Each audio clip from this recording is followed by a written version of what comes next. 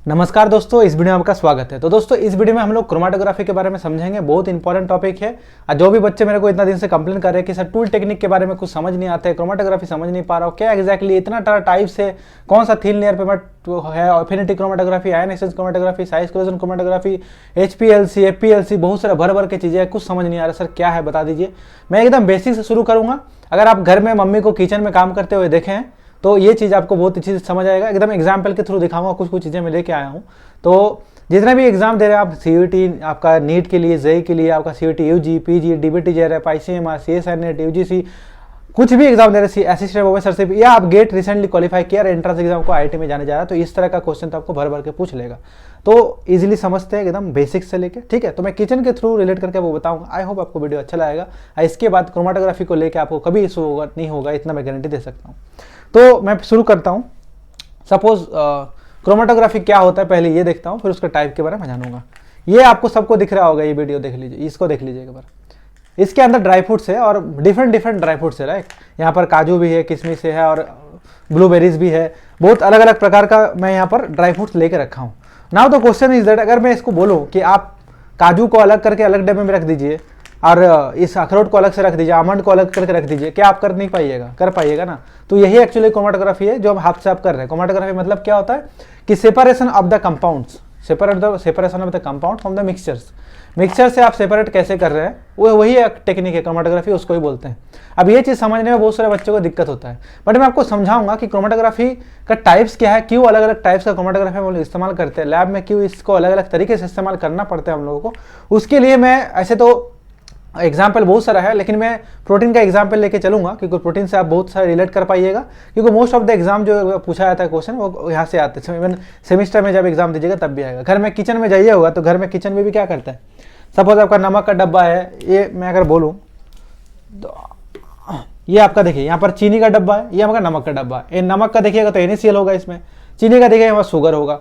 दोनों अलग अलग डब्बे में है। अगर मैं इसको मिक्स कर दूं फिर अलग करने बोलूं, आप नहीं कर पाइएगा, क्योंकि बहुत डिफिकल्ट हो जाएगा। उसके लिए आपको कुछ टूल चाहिए, राइट, कुछ इंस्ट्रूमेंट चाहिए, वो नहीं कर पाइएगा। यहाँ तो आप हाथ से कर लीजिएगा, यहाँ पर नहीं हो पाएगा।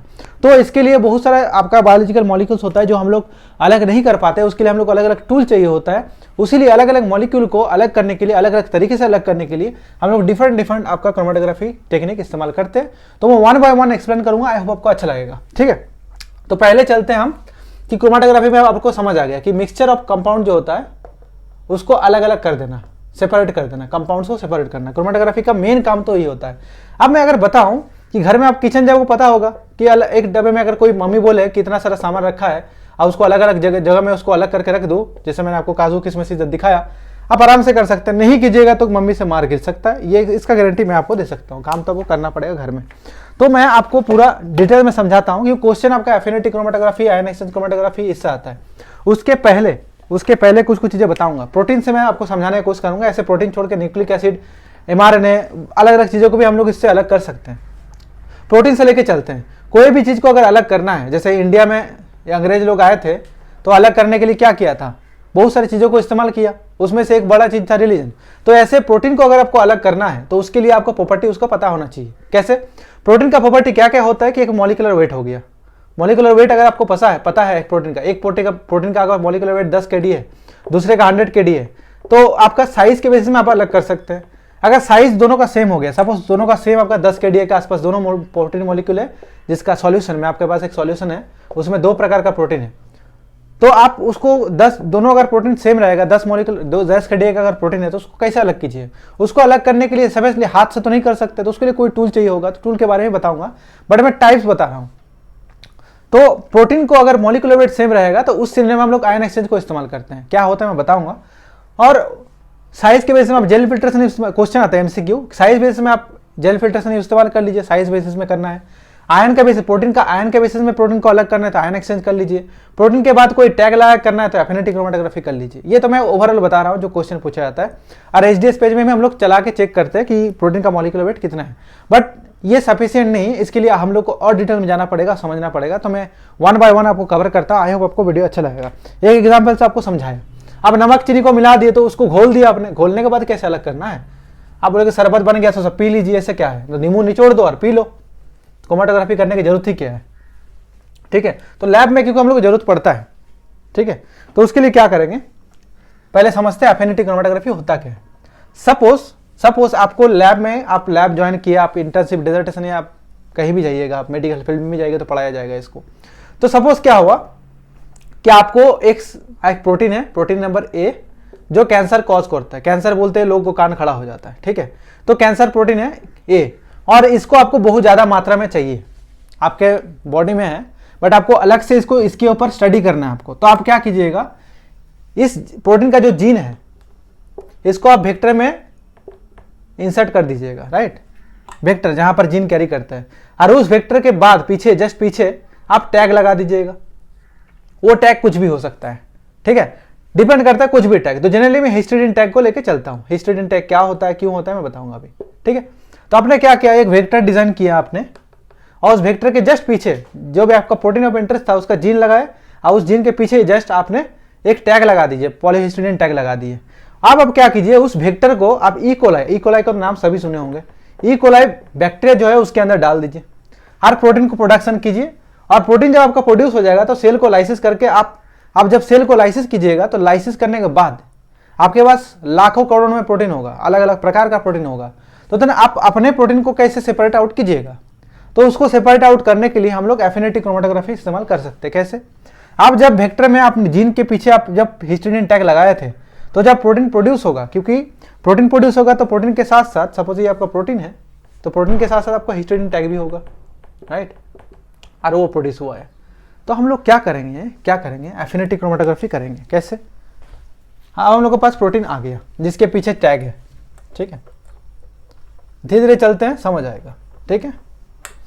तो मैंने आपको बताया था कि नमक को और चीनी को मिला दीजिएगा तो आप अलग करने में थोड़ा टूल चाहिए होगा, तो उसके लिए हम लोग के पास टूल होता है, कॉलम, ट्यूब की तरह होता है, ऐसे ट्यूब की तरह होता है, 5 ml का भी हो सकता है, 1 ml का भी हो सकता है, अलग अलग प्रकार का होता है। और उस कॉलम के अंदर छोटा छोटा ऐसे बीड्स होता है। अभी बीड्स क्या होता है मैं बताऊंगा आपको ड्रॉ करके दिखाता हूं, आपको समझ आ जाएगा। इसको जो बोलते हैं मैं कॉलम बोलते हैं, और इसके अंदर जो चीजें आपको बीड्स दिख रहा है उसको हम लोग मैट्रिक्स बोलते हैं। और मैट्रिक्स किससे बनता है, छोटे छोटे बीड्स से बनता है। अब बीड्स किससे बनता है, सेपरेज होता है। उसके बाद आपका मान लीजिए कि सेलुलोज से बन सकता है। ये मटेरियल है, जैसे आप कोई भी घर में सामान बनता है, प्लास्टिक का सामान होता है, स्टील का सामान होता है, आपका आयरन का हो सकता है। ऐसे जो बीड्स अंदर में इस्तेमाल करते हैं कॉलम के अंदर, ये कॉलम होता है एक तरह का जिसमें ऊपर से प्रोटीन डालते हैं और नीचे से प्रोटीन अलग अलग होके निकलता है। तो ये मैट्रिक्स जो होता है, ये जो बीड्स आपको दिख रहा है इसको हम लोग मैट्रिक्स बोलते हैं, और ये मैट्रिक्स के अंदर होता है बीड्स। और ये बीड्स जो होता है, बीड्स जो चीज से बनता है, जो मटेरियल होता है उसका, वो होता है सेफरोज, ठीक है, सेफाडेक्स हो सकता है। ये सब क्या होता है आप जाके सर्च कर सकते हैं। बट इस मटेरियल से हम लोग बीड्स बनाते हैं, और वो बीड्स के अंदर कुछ भी हम लोग डालते हैं। कुछ भी मतलब, एक एग्जांपल देता हूं, जैसे आपके पास एक आरएनए है एक, ठीक है, जिसका आपका सीक्वेंस है, मान लीजिए जी सी, उसके बाद आपका जी सी, फिर से सी सी जी करती है, और इसको आपको अलग करना है। सपोज ये आपका, इसको अलग करना है, नहीं तो जो प्रोटीन को आप ई कोलाई में एक्सप्रेस किए थे उसके पीछे हिस्टिडीन लगाए थे आपने, राइट। अब इसको अलग करना है। आप प्रोटीन सेल के अंदर, जो बैक्टीरिया सेल है उसके अंदर बहुत सारा प्रोटीन होगा, राइट। आपको ये प्रोटीन कैसे मिलेगा, उसके लिए क्या किए, वो जो सेल लाइसिस था उसको आपने इस कॉलम के अंदर डाल दिया। अब इस कॉलम में मैंने आपको बोला था बीड्स होता है। बीड्स के साथ क्या होता है कि हम लोग Ni, निकल, NTA ये डाल देते हैं।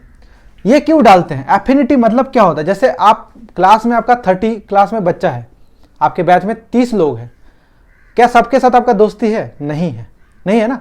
ऐसे आपके स्कूल में हो सकता है 20 प्रोफेसर हो, सबके साथ आपका अच्छा बनता है, नहीं बनता है, राइट।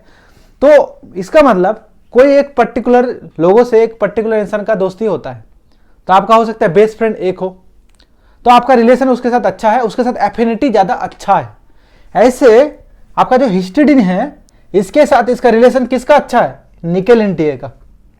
तो ये निकल एनटीए हम लोग पहले से कॉलम में दे के रखते हैं। जब हम लोग ये प्रोटीन जो हम लोग ई कोलाई से लिए थे सेल एक्सप्रेस करके, इसको अगर अंदर डाल देंगे तो क्या होगा, ये जो हिस्टिडीन है वो आपका कोऑर्डिनेशन बॉन्ड बना देगा निकल के साथ, और निकल में तो इधर एनटी है, तो ये बीड्स के साथ, ये बीड्स है और ये आपका निकल है, जिसके साथ हिस्टिडीन जो था आपका, ये आपका जो हिस्टिडीन था वो प्रोटीन था आपका, ये प्रोटीन ऑफ इंटरेस्ट है आपका, जो ई कोलाई से निकाले थे आप, उसके साथ आपका हिस्टिडीन टैग था, राइट।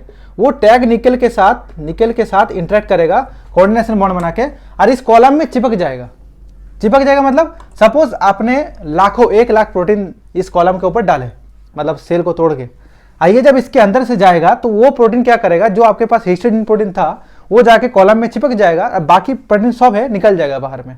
उसके बाद आप इमिडाजोल दे सकते हैं उसको, जो प्रोटीन अंदर चिपका हुआ है उसको निकालने के लिए। क्यों?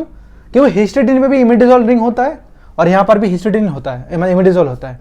अब ये 2 इमिडाजोल अगर हायर कंसंट्रेशन में दीजिएगा तो क्या होगा कि जो प्रोटीन पहले से इस कॉलम में चिपका हुआ था वो निकल जाएगा। अब यहाँ पर साइंटिफिक टर्मिनोलॉजी में कुछ चीजें आपको याद रखना पड़ेगा। कैसे? ये कॉलम बताया था, ये मैट्रिक्स बताया था, ये बिट्स बताया था। याद रखिएगा, इस मैट्रिक्स को हम लोग बोलते हैं स्टेशनरी फेज, मतलब रुका हुआ है, इसके थ्रू ही तो पास हो रहा है ना सॉल्यूशन। और जो सॉल्यूशन ऊपर से डाल रहे हैं वो उसको बोलते हैं हम मोबाइल फेज, मतलब जो अंदर से जा रहा है पास हो रहा है उसको हम लोग बोलते हैं मोबाइल, और जो वहां पर स्टिक्ड है उसको हम लोग बोलते हैं स्टेशनरी।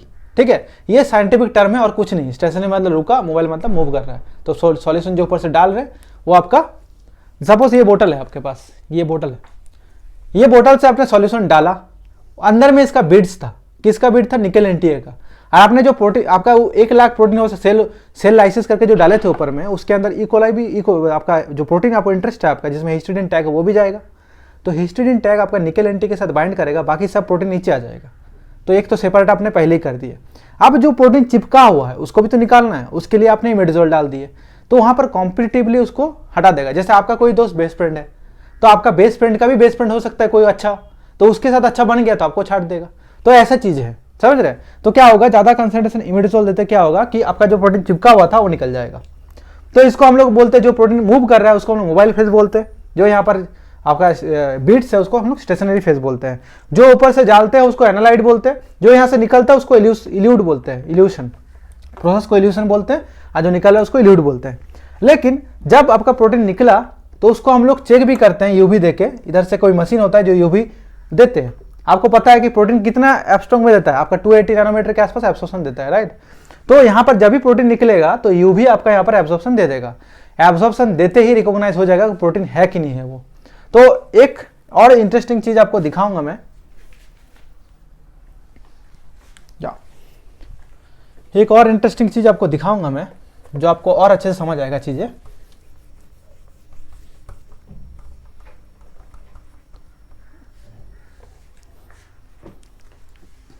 तो आप क्या हुआ, प्रोटीन ये आपका कॉलम था, ठीक है, कॉलम से आपका प्रोटीन अंदर गया, यहां से निकला, और यहां से यूवी पास हो रहा है, सपोज इस डायरेक्शन में यूवी है। तो क्या होगा, हम लोग को ग्राफ मिल जाएगा। एक ग्राफ क्या मिलेगा, इधर आपका एब्सॉर्प्शन होगा और इधर आपका टाइम नहीं तो वॉल्यूम हो जाएगा। कितना वॉल्यूम, मतलब 1 ml गया, फिर 2 ml गया, फिर 3 ml गया, तो ऐसे आपका 1 ml 2 ml 3 ml ऐसे रहेगा। और इधर आपका एब्सॉर्प्शन, मतलब प्रोटीन होगा तो आपको पता है 280 में एब्सॉर्प्शन ऐसे देगा, फिर ऐसे देगा, फिर ऐसे देगा, हाँ कि ना, मिलेगा। तो ये जो आपका एब्सॉर्प्शन दे रहा है ये आपका प्रोटीन का एब्सॉर्प्शन दे रहा है। तो हम क्या किए कि 3 कंपाउंड दिए थे, यहाँ पर ए बी सी, यहाँ पर ऊपर से डाल दिए। जब निकला तो पहले ए निकला, फिर बी निकला, फिर सी निकला, ऐसे करके। या जो ए था उसका एफिनिटी था वो चिपक गया, बी सी निकल गया नीचे, ठीक है। तो बी और सी पहले निकल गया, उसके बाद जब आपने हाई इमिडाजोल दे दिए तो सी भी निकल गया। तो ऐसे टाइप होता है कि आपका अलग अलग फ्रैक्शन निकल जाएगा।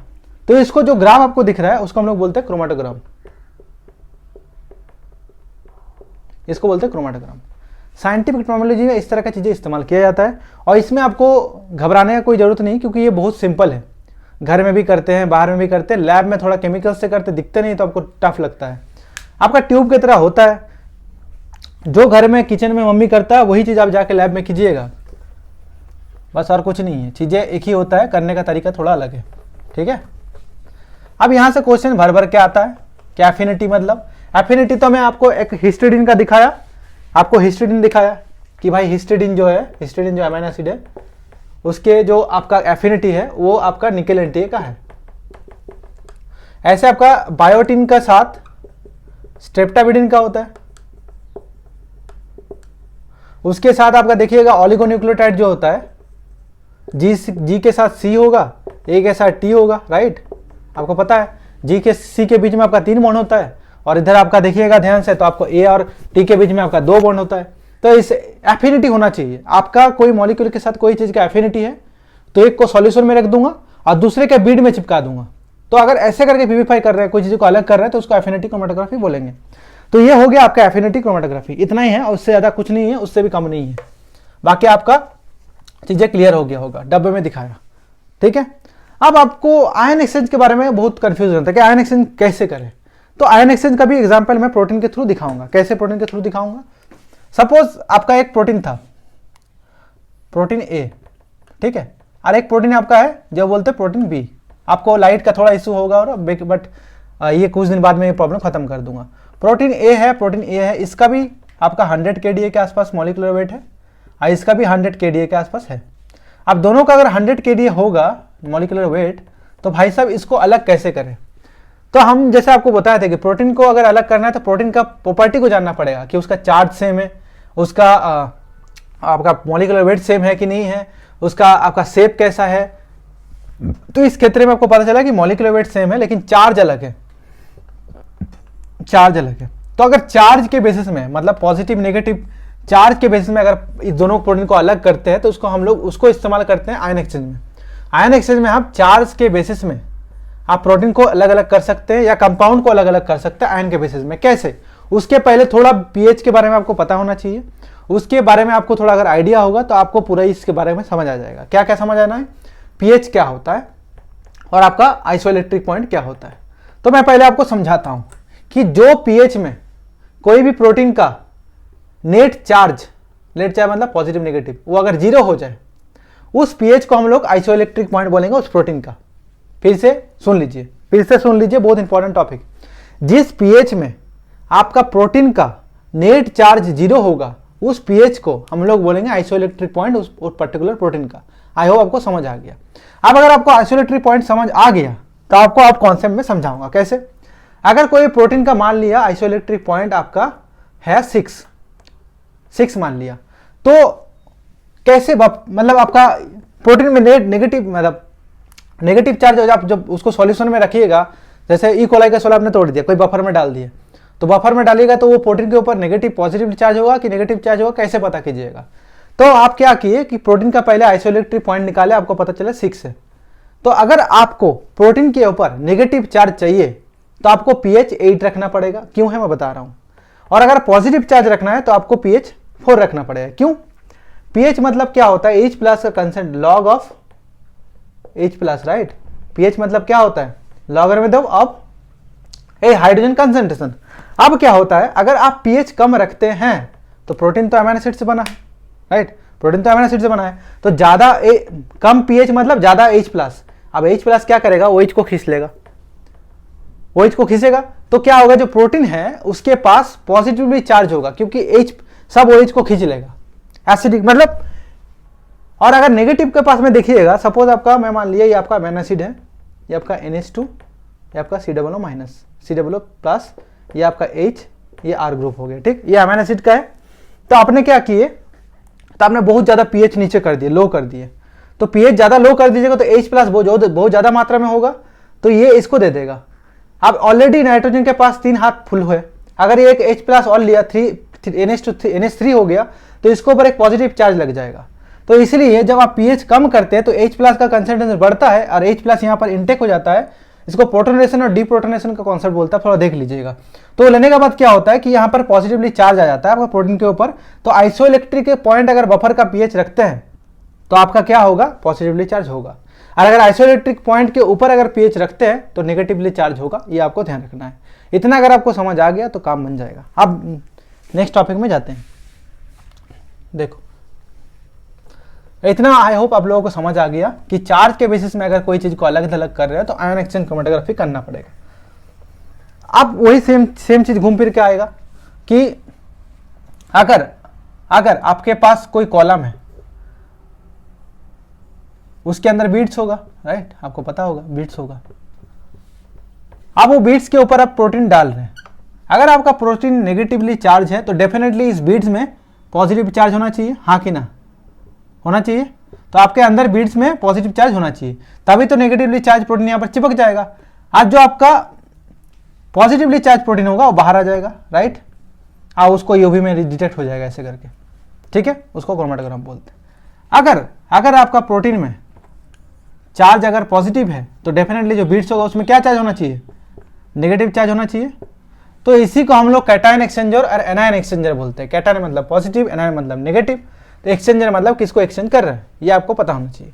तो एनायन को अगर एनायनिक क्रोमेटोग्राफी बोल रहे हैं मतलब एनायन को अलग करने में अलग हेल्प कर रहा है। एनायनिक क्रोमेटोग्राफी बोलेंगे, एनायन एक्सचेंज क्रोमेटोग्राफी बोलेंगे, तो दैट मीन्स उसके अंदर बीड्स जो है वो पॉजिटिवली चार्ज है। अगर हम उसको कैटायनिक मतलब क्रोमेटोग्राफी बोलेंगे, आयन क्रोमेटोग्राफी, तो उसके अंदर नेगेटिव चार्ज होगा। इतना अगर चीज आपको पता है तो आई होप आपको आयन एक्सचेंज क्रोमेटोग्राफी में कोई दिक्कत नहीं होगा कि पॉजिटिव में प्रोटीन में अगर पॉजिटिव चार्ज है तो बीड्स के अंदर नेगेटिव चार्ज होना चाहिए, प्रोटीन में अगर नेगेटिव चार्ज है तो बीड्स में आपका पॉजिटिव चार्ज होना चाहिए। और यही आयन एक्सचेंज क्रोमेटोग्राफी का प्रिंसिपल है।